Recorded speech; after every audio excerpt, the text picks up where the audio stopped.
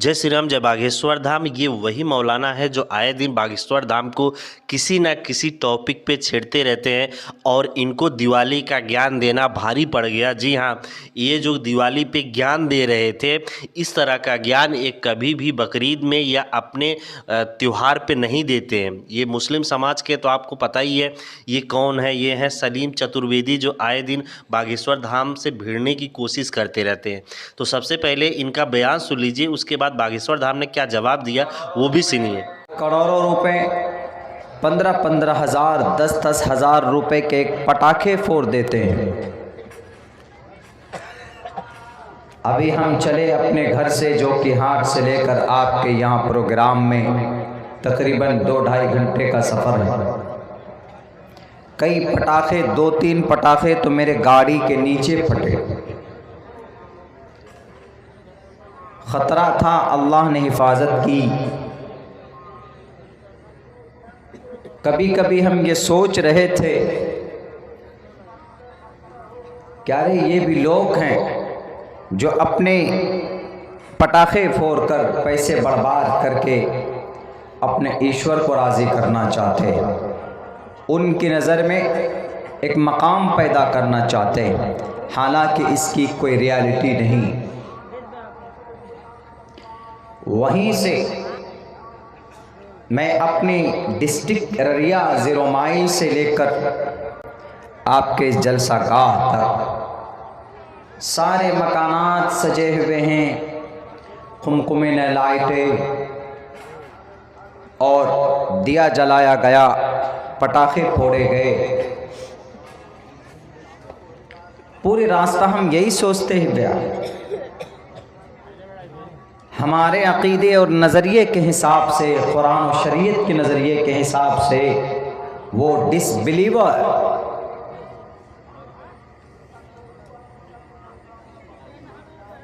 वो कोई अहमियत के हामिल नहीं, उसके बावजूद भी एक मन घड़त अक़ीदे के मुताबिक, कॉन्सेप्ट के मुताबिक वो लोग इतना पैसा खर्चा करते हैं और उनको इतना एतमाद और विश्वास है कि वो पुण्य का काम कर रहे हैं, हालांकि वो पुण्य का काम मैं समझता हूँ कि बिल्कुल बिल्कुल नहीं।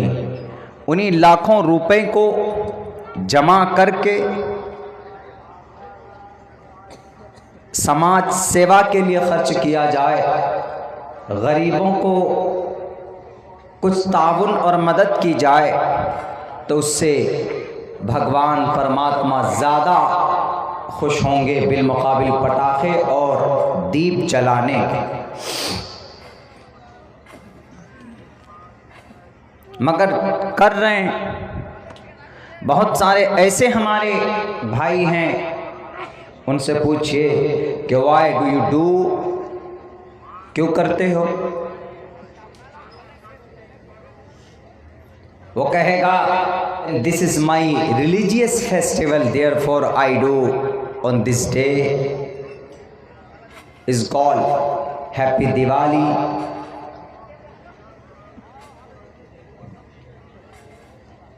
दीप वाली एक तारीख है इसकी, जो देवमालाई है, मसनूई है कहानी। दिवाली में हिंदू भाई चिराग जलाते हैं, दीप जलाते हैं। श्री रामचंद्र जी को जब 14 साल का वनवास हुआ था, वो वनवास क्यों हुआ था वो एक बहस है। एक दिन चलेगा, सुतली बम रखो, क्योंकि हमारे हिंदू उत्सव, हमारे त्योहारों को ही क्यों फीका किया जाए, इनके त्योहारों को क्यों ना फीका किया जाए। ये तो थोड़ी कोई बात होती है कि अपने सनातन हिंदू धर्म के त्योहारों को फीका किया जाए। अपना तुम खूब बढ़िया बकरीद मना रहे, बढ़िया तुम 1 जनवरी मना रहे, बढ़िया तुम क्रिसमस डे मना रहे हो। हमारे आते हैं तो पानी, होली आती तो पानी खराब हो रहा है, दिवाली आती है तो मौसम खराब हो रहा है। अगर आप लोगों ने सही से मौलाना का ये बात सुना होगा तो आपको अच्छे से समझ में आ जाता है कि मौलाना किस हद तक जो है हिंदू धर्म से नफरत करते हैं और किस तरह से अपने सभाओं में हिंदू के जो त्यौहार है उनके खिलाफ़ इनका बोलने का काम होता है। ये बोलते हैं कि दीप जला सकते हैं पर जो है पटाखा नहीं फोड़ सकते हैं। क्यों नहीं फोड़ सकते हैं भाई? हमारी इच्छा है, हम खुशी जब भगवान श्री राम अयोध्या वापस लौटे थे, जो असत्य पे सत्य की जीत हुई थी, जिस पे जो अधर्मी था उसके ऊपर धर्म की जीत हुई थी, उस धर्म के जीत के साथ जब भगवान राम, जिसको हम भगवान का दर्जा देते हैं, मर्यादा पुरुषोत्तम श्री राम, वो जब आते हैं अयोध्या में, तो वो जो है, हम दर्जा नहीं देते, माफ़ करिएगा, भगवान वो है। क्योंकि मैं जब बोल रहा था तो ये इस तरह का वर्ड जो है, ये चतुर्वेदी बोल रहा था, तो वो वाला वर्ड मेरे मुंह से निकल गया। तो इस तरह का ये चतुर्वेदी लोग बोलते हैं। चतुर्वेदी तो आप समझ ही सकते हैं, चतुर्वेदी अगर नाम है तो ये कौन हो सकते हैं? ये मौलाना सलीम चतुर्वेदी हैं, और ये जो ओवैसी की पार्टी है उसके दलाल है। मतलब आप समझ लो कि उसके जो है एक नेता हैं, और नेता जो है वो नेतागिरी से कभी बाज नहीं आते हैं। वैसे भी ये आए दिन बागेश्वर धाम सरकार को कुछ न कुछ किसी न किसी मुद्दे पे टारगेट करते रहते हैं। और जैसे इनके नाम से पता चलता है, मौलाना सलीम चतुर्वेदी। कौन से मुसलमान में चतुर्वेदी होते हैं बे? कहाँ होते हैं चतुर्वेदी? अरे चतुर्वेदी हिंदू होते हैं, और ये अपने मुंह से खुद कबूला है कि मैं चतुर्वेदी हिंदू हूँ, और ये मैं मुसलमान धर्म कबूल कर लिया हूँ, कन्वर्ट हो गया हूँ। अब किस वजह से कन्वर्ट हुए ये जाने, इनका ख़ानदान जाने। डर के वजह से हो गए थे, क्योंकि अभी नहीं हुए हैं, बहुत पहले हुए थे, जब यहाँ पे अंग्रेज़ या फिर जब मुसलमानों का शासन था, तो उस समय बहुत सारे हिंदू जो है मुसलमान बना दिए गए थे। अगर आप, उस समय का फरमान यही था, या तो आप मुस्लिम बन जाओ, या तो फिर मरो, या फिर देश छोड़ के भाग जाओ।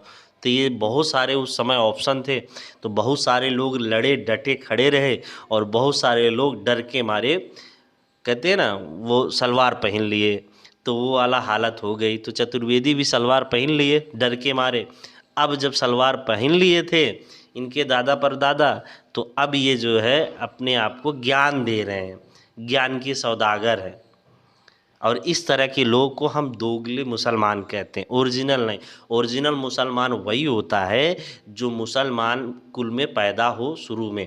वैसे तो शुरू में पैदा हिंदू ही होते हैं, बाद में खतना करा के मुसलमान हो जाते हैं। पर हाँ चलो ठीक है, जो शुरू में ही मुसलमान कुल में पैदा हुए, जैसे अरब के लोग हैं। अरब में जब से इस्लाम स्टार्ट हुआ है, वहाँ के लोग इस्लाम ही धर्म कबूलते हैं, और अरब के जो लोग हैं वो कन्वर्टेड नहीं है। हाँ उस समय कन्वर्ट हुए रहे होंगे, बता नहीं सकते, जब इस्लाम धर्म का प्रचार प्रसार हो रहा था, जो भी हो 3000 साल पहले, 4000 साल पहले, जो भी हुआ हो, तो उस समय के जो मुसलमान थे, उस जगह के जो मुसलमान हैं, वो ओरिजिनल मुसलमान हम कह सकते हैं, जो अरब के लोग हैं। और यहाँ पे जो इंडिया में मुसलमान हैं वो टोटल हिंदू थे, और बाहर से चंगेज़ खान जैसे लोग आए और यहाँ पे कन्वर्ट करके चले गए, और ये डर के मारे कन्वर्ट हो गए। तो ऐसे हिंदू भी हमें नहीं चाहिए जो डर के मारे सलवार पहन ले, ऐसे हिंदू भी नहीं चाहिए हमें। तो ऐसे हिंदू थे चतुर्वेदी, जो आज दिवाली में ज्ञान दे रहे हैं। और इनके ज्ञान को बागेश्वर धाम सरकार ने किस तरह से तोड़ा है, आप लोगों ने देखा होगा। और पूरी वीडियो मैं नहीं दिखा सकता क्योंकि कॉपीराइट का मामला है, तो मैं आपको बता दूं, भरपूर ज्ञान दिया है पूज्य गुरुदेव जी ने ऐसे दोगले लोगों को, और ऐसे जो है मुसलमानों को ऐसा जवाब दिया है कि शायद अगर ये पूरी वीडियो भी देख लेना तो तिलमिला जाएंगे। और इनके ही एक चचा जो है तौकीर रजा, वो तिलमिला गए थे कि बागेश्वर धाम सरकार जो है बोलते बोलते बहुत कुछ बोल जाते हैं। बोले क्यों नहीं बोलेंगे? क्यों? क्योंकि आप लोग जब बोलते हो तब सही है, अगर बागेश्वर धाम जवाब दे दें तो आपको मिर्ची लग जाती है। तो ये मिर्ची लगनी भी चाहिए आप जैसे लोगों को, क्योंकि ये मिर्ची जब तक लगती रहेगी तब तक जो है आप लोग अच्छे से रहोगे, और जब तक ये सरकार रहेगी। जिस दिन बागेश्वर धाम सरकार बोलना बंद कर देंगे, ये सरकार नहीं रहेगी ना, उस दिन आप ही लोग सर पे बैठ जाओगे, जैसा पहले बैठे थे। पहले हिंदुओं के कार्यक्रमों में प्रतिबंध लगा दिया जाता था, और मुसलमानों के कार्यक्रम में थोड़ी से भी प्रतिबंध नहीं होते थे। और आज अभी धीरे धीरे उल्टा हो रहा। हाँ, कुछ जगह पे कुछ अभी भी है, पर ठीक है, कहीं सेंसिटिव मामला है तो हम समझ सकते हैं। जैसे अब दिल्ली में है, वहाँ पे प्रदूषण बहुत हाई हो जाता है, तो चलो ठीक है, वहाँ पे हम समझ सकते हैं। और ज़्यादातर दिल्ली में बसता ही कौन है? जो गरीब तबके के लोग हैं, जो मिडिल क्लास लोग हैं, वो दिल्ली के बाहर ही रहते हैं, जैसे गुड़गांव हरियाणा साइड या गाज़ियाबाद नोएडा दिल्ली यूपी साइड, तो यहाँ के लोग रहते हैं। तो ठीक है, जो वहाँ के लोग हैं कुछ नहीं भी मना पाए तो भी ठीक है, चलेगा। पर यह है कि हम पूरे देश में इस तरह का सिस्टम लागू कर दें, ऐसा नहीं हो सकता। अगर ऐसा हो गया तो समझ लेना कि फिर उस समय, उस क्षण से, उस समय से हिंदुओं को दबाने की कोशिश वापस से की जा रही है। तो पूज्य गुरुदेव ने भरपूर इनका इलाज कर दिया है। अब बताता हूँ पूज्य गुरुदेव के जो यहाँ पे जो बंदूकधारी पकड़ाए गए हैं 3 लोग, जिसमें एक नाम मुबिन खान उर्फ बड़े खान है। इन्होंने पुलिस के सामने कुछ उगला है, कुछ बताया है, कुछ जानकारी दी है।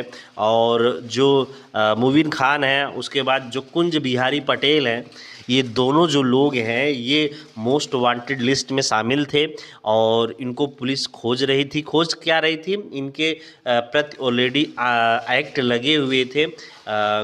मर्डर का केस था, चोरी का केस था, इस तरह के केस इन पे लगे हुए हैं और शायद ज़मानत पे ये लोग बाहर आए थे। अभी वापस ये लोग गए हुए हैं आर्म्स एक्ट के धारा में। पुलिस पता कर रही है कि ये लोग हथियार लेके जो है बागेश्वर धाम के घर के आसपास क्यों घूम रहे थे, कारण क्या है, तो उसका भी खुलासा हुआ है। आने वाले वीडियो में, यानी कि कल के वीडियो में, आप सभी को मैं डिटेल से बताऊंगा कि क्या क्या हुआ है इसके विषय में और पुलिस की तहकीकात कहाँ तक पहुँची है। बाकी ये वीडियो कैसा लगा हमें कमेंट करके ज़रूर बताइएगा। और हाँ, कमेंट में जय श्री राम जरूर लिखिए।